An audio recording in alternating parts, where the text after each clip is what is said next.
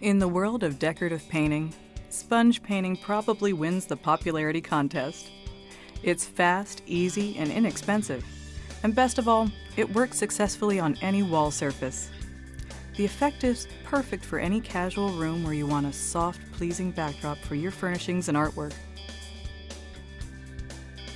Just like all other wall painting projects, sponge painting requires a few hours of focused prep work that always includes masking off everything that you don't want painted. Assuming your walls are already primed, your project will begin with a base coat. You'll want to build in enough time to apply a second coat if needed. If you're trying to cover a pre-existing color, count on that second coat. Give the first coat time to dry. If you're only using two colors, your base coat should always be the darkest of your color combination. The lighter color on top will create the illusion of a three-dimensional surface. The eye will see highlights on top and shadows underneath. Even a monochromatic color scheme will give you a low contrast, yet highly sophisticated effect. Additional colors offer flexibility in how you layer your colors. In this case, we're using a lighter base, then sponging on three additional colors, beginning with the darkest and adding progressively lighter colors. Satin or eggshell interior latex paints offer a slight sheen that works great as your base. The top coats will be blended with a glaze to make sure the paint is more translucent for a soft, nuanced result. Glazes also extend the drying time of the top coat, which gives you a chance to step back, check your work, and make adjustments as needed. Glaze is nothing more than a neutral paint formula to which no pigment has been added. The basic mixing formula is 1 part paint to 4 parts glaze to create the transparency that is ideal for sponging. But that's just a guideline. You can use your sample boards to experiment and try other variations. Sponging is all about creativity.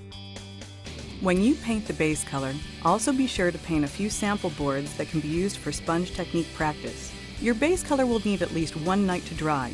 Weather can affect drying time. If it's humid when you paint, you might want to add an additional drying day. Once the base is dry, the real fun begins. Be sure you have a brush, a large piece of cardboard, and 2 C sponges, 1 large and 1 small. Let's take a look at that sponge. There are plenty of sponge styles out there, but for this project, you want to find a C sponge. The irregular size of the pores results in interesting patterns, but you have to help it along by turning your wrist as you work to avoid repetition of the pattern. Like a snowflake, every C sponge is different. Those differences are in the pore size of your sponge, as that will determine the paint pattern. Smaller pores will produce a tight pattern. Larger pores will result in a looser pattern. Whichever your preference, you should choose a sponge that is easy to hold and manipulate with one hand. Prep your sponge by soaking it in water and wringing it out thoroughly. Brush the raked leaves latex paint or the darkest color onto the flattest surface of the sponge. Blot the excess paint on your scrap cardboard. Then take a couple of practice runs on those sample boards that you created with the base paint. Dab the sponge onto the surface using a light pouncing motion. You want to tap the surface lightly, as less pressure creates more detail. It's always better to go lightly than repeat if more paint is needed. Move the sponge a quarter turn every time and use different areas of the sponge. Or try sponging with alternating hands to avoid footprints or matching imprints. Overlap each impression just a bit to cover the surface of a 3x3 foot work area, but leave the work area with jagged edges to help avoid lines as your work areas meet.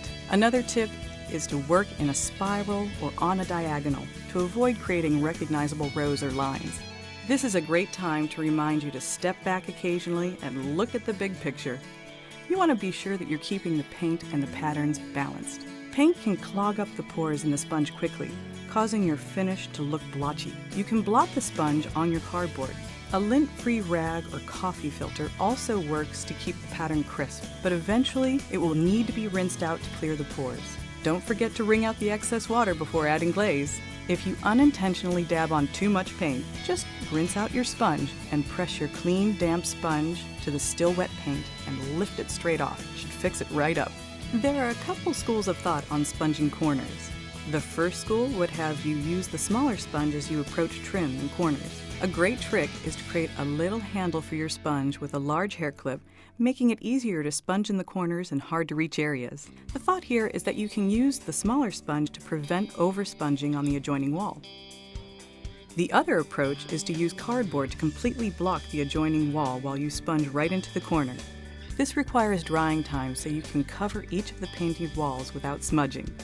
Let this coat dry thoroughly before applying the next coat.